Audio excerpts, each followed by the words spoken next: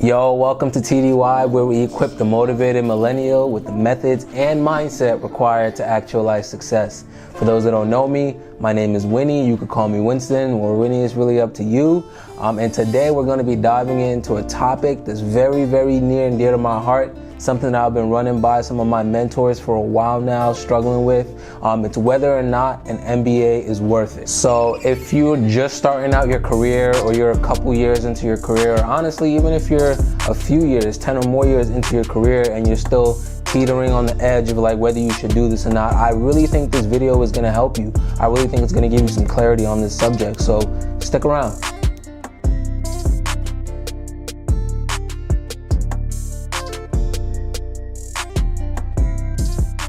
Alright, dope. So let's go ahead and just level set to make sure we're all working off the same definitions here. Essentially, an MBA stands for a Master of Business Administration, right? It's an advanced degree that you can get from a number of universities at this point. And usually there are some requirements to getting into an MBA program. So these requirements can differ depending on the school that you're applying to. So for example, some schools, they'll overlook your GRE and your GMAT testing if you have like extremely impressive scores on your undergrad GPA. And some schools are willing to look past your undergrad GPA if you crap the bed in undergrad and then got your life together or something. Yeah, they're willing to overlook that stuff if you have like a great work history, like your resume is beautiful, you got great scores on your GRE and your GMAT. MBA programs usually take about 2 years to complete if it's done full time. But if it's done part-time, it could take up to 4 or more years to complete.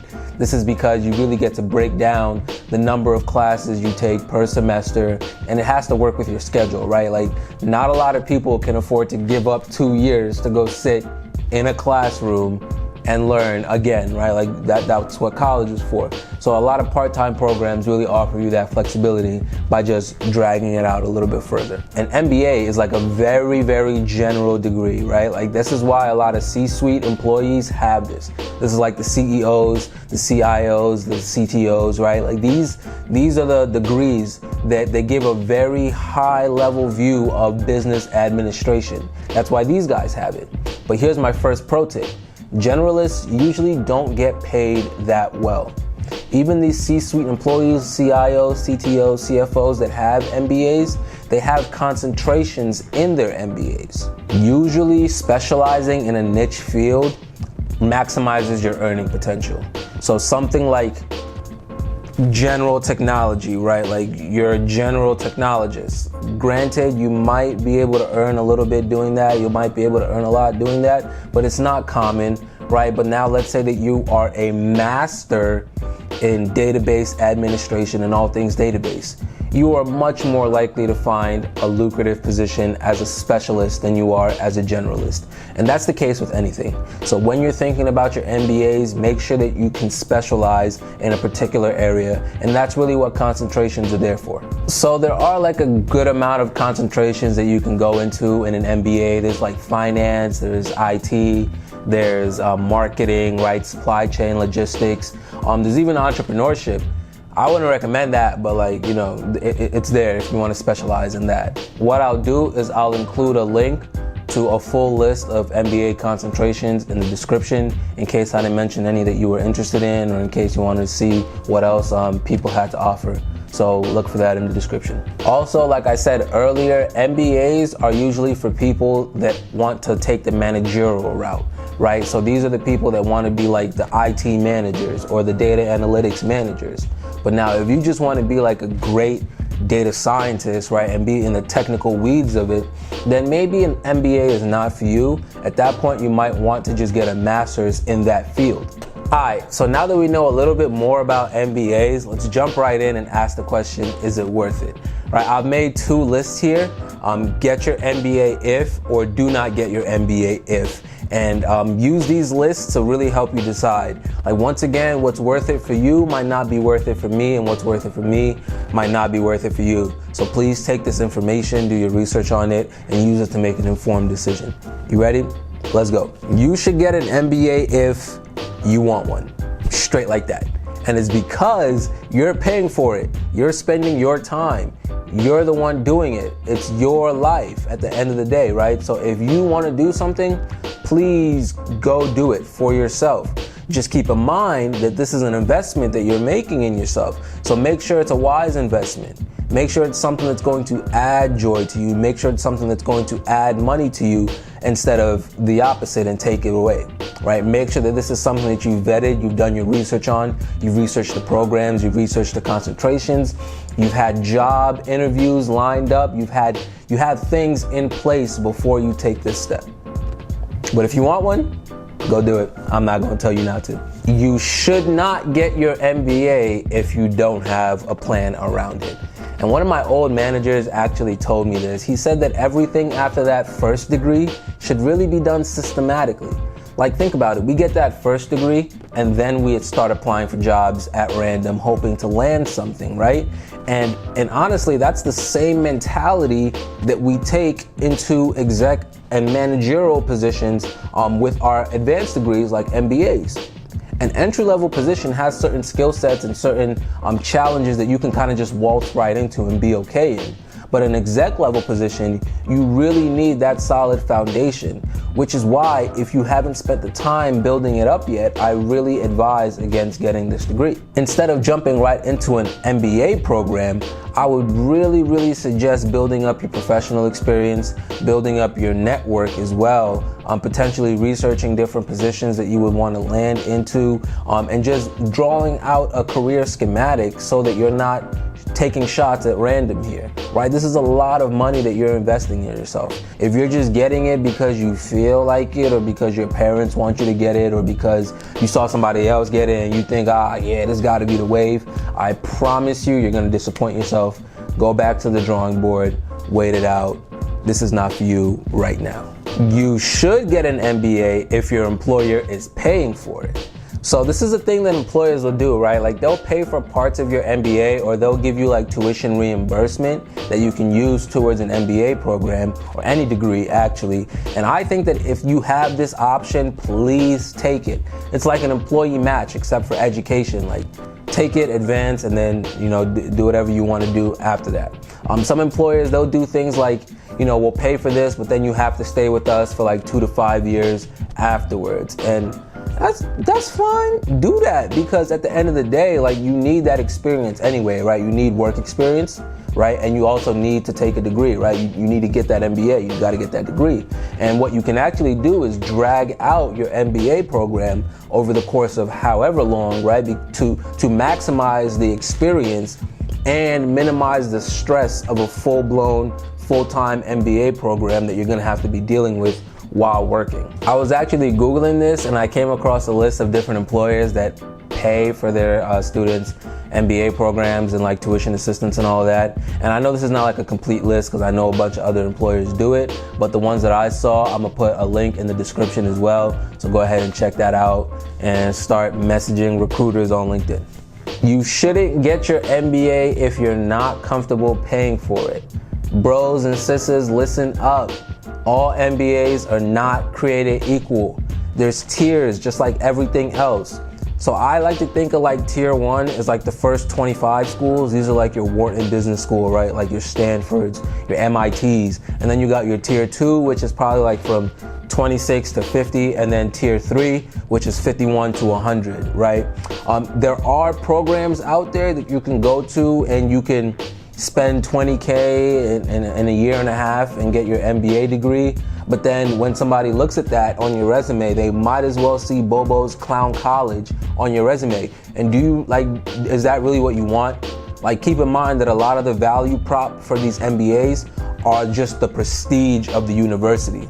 So if you're coming from the Wharton School versus Bobo's Clown College, like, you're going to be looked at differently regardless of what you studied. You feel me? You catch my drift here? Some of these like tier 1 schools can actually run you like $200,000. Now, I'm not telling you to go spend $200,000 on an MBA degree. I'm telling you to keep that in mind.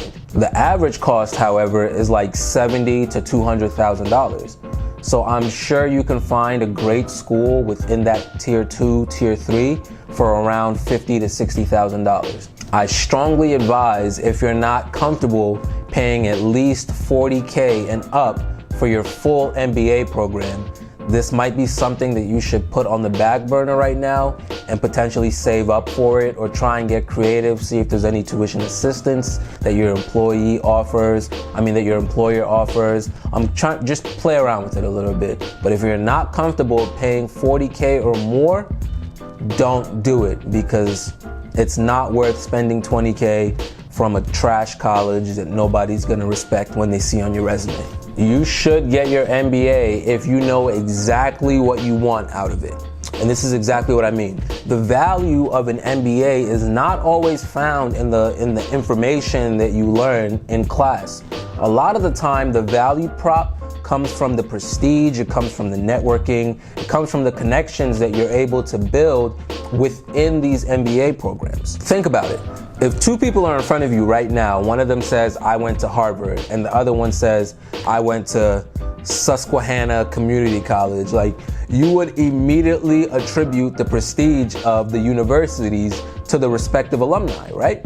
And that's exactly how it is for MBA programs as well. My dad actually told me this. MBA programs are literally badges, like they are jewelry, right? At the end of the day, do you want an MK watch on your wrist, or do you want, I don't know, a JCPenney watch on your wrist? Like, some of them are gonna look good regardless, but people usually attribute the higher class designer item as better. That's how people are going to look at your MBA degree as well. Another value prop for MBA degrees is the networking experience that you get. So MBA degrees, during them, they have a time where you can actually get together with your classmates, work on different projects together. They even have like conferences and stuff where you can go meet with other people in other degree programs across the country. So you really get to grow your professional network relatively quickly with these MBA degrees. I think that it's a great networking tool. And I think that it's also a great, nice, shiny badge that you can add to your LinkedIn and to your resume that can get you in a lot of doors. However, if you're going in there expecting them to teach you business and to teach you how business is done, I promise you, you're gonna be in for a big surprise. Not to say that they don't teach you anything, it's just that all that knowledge can probably be gotten at a way cheaper price. Like, just go Google it, go YouTube it, grab a notebook and take notes, right? Like, you don't have to spend $200,000 to learn how to start a business. So if you really know what you're gonna get from these MBA programs, you'll be able to treat them accordingly. And I promise you that a lot of the value prop in them is prestige and connections. You should not get your MBA degree if you have zero professional work experience. Now, this is one that I personally went back and forth with a couple of my managers actually about, while they were trying to tell me, like, bro, like, you don't have to do this right now. Like, you're at a great company. Just calm down, you know, like, just get your experience and then potentially go take a degree, right? And then go do all of that stuff. And I was like, nah, man, I gotta get it now. I'm on my grind. I gotta do it now. And like, it makes sense, right, in my head. But then when I actually took myself out of the picture, looked at it from a bird's eye view, who is going to hire a 25-year-old with an MBA degree in a managerial position and put them over a bunch of other people that probably have more work experience than them? It's just not gonna happen. That's because during the work experience process, right, like, you learn a lot. There are just certain intrinsic skills that cannot be taught in a classroom. You need to fail. You need that real world experience in that environment to grow and to learn, which is why work experience is valued so heavily other than just degrees, right? This is why I definitely recommend 3 to 5 years before pursuing an MBA degree. So 3 to 5 years might sound like a long time, it might not to you, but think about it. Usually if you're doing degrees part-time, they're gonna take you anywhere up to 4 years. Probably gonna take you like 3 to 4 years, right? If you wait that 3 to 5 years and then you tack those 3 to 4 years on top of it, at the end of your program, you're looking at like, what, 8 years of work experience and an MBA. By then you would have gotten raises already. If you do this correctly, your employer would have been paying for a good chunk of that, so you would not have that much debt out of that. You're coming out with an MBA, you're coming out with little debt, you're coming out with 8 years of work experience. you're good. At that point, you can go look at the different managerial positions in your region, in your area, within your company, and you can advance that way. I just truly recommend not getting this degree, not investing in that right now with no work experience. It's really a high opportunity cost. All right, man, so hopefully you guys are able to take this information and use it and make great decisions from it. Once again, I'm gonna link all that information I talked about in the description. I'm gonna probably throw in my Instagram and my LinkedIn as well. So please do not hesitate to hit me up if you got any questions, if you wanna talk finance, tech, money, education, God, whatever. It's really up to you. Also hit me up if you got any advice for me, right? The Driven Youth was really formed from me, right? Trying to grow and then trying to disseminate a lot of the information that I learned. So I'm still growing. I'm not that far ahead of y'all. So definitely, if you got any information for me, throw it in there. I'm always happy to learn. Other than that, stay blessed, stay driven. I love y'all. Peace.